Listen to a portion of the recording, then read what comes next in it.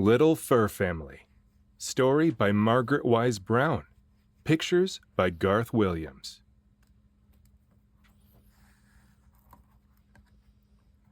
There was a little fur family, warm as toast, smaller than most, in little fur coats, and they lived in a warm wooden tree. The little fur father said good morning one day, put on his hat, and went away, out into his little fur world. The little fur mother bathed her fur child, and off he went to play in the wild wood where they lived. It was a wild, wild wood. Wild flowers grew all over the ground, and wild winds blew through the air.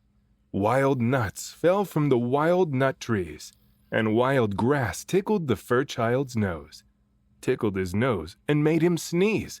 Ka-choo! Ka-choo! That sneeze woke up his grandpa, who lived in a hollow stump.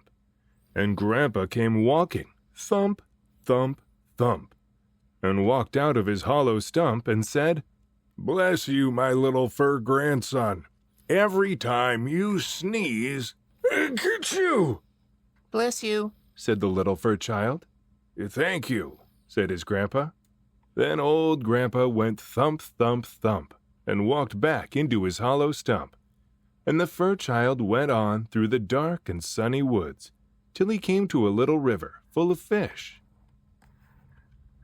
The fish didn't have any fur, and they didn't have any feet, and they swam around under the river. The little fur child watched them for a long time. Then he reached in the river and pulled out a fish and looked at it, and then, kerplunk, he threw it back in the river. He reached into the air and he caught a flying bug, and he held it in his hand, and he looked at it. The bug didn't have any fur. It was shiny and had little wings.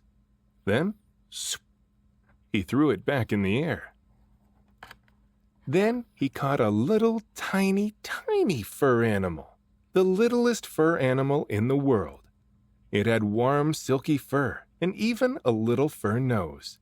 So he kissed it right on its little fur nose and put it gently back in the grass, and the little tiny, tiny fur animal ran down a hole into the ground.